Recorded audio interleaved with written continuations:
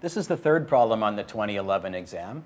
And what we have here is what will be an initially discharged capacitor in parallel with this 47,000 ohm resistor. Now, if you close the switch, this is a 2-to-1 voltage divider, but this point isn't going to change its state, its voltage instantly.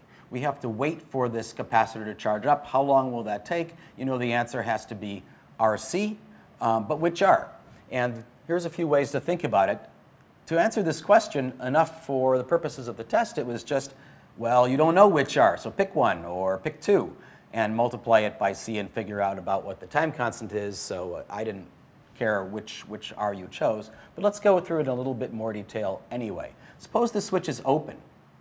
Now this resistor is irrelevant, and if this capacitor was charged, it will discharge with a time constant RC, where the relevant R is just this one, just 47 kiloohms.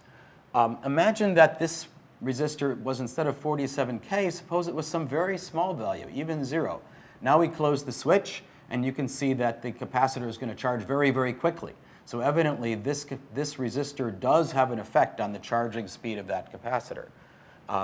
In fact, the right answer, we didn't do this in detail, is that the effective resistance here is half of 47K.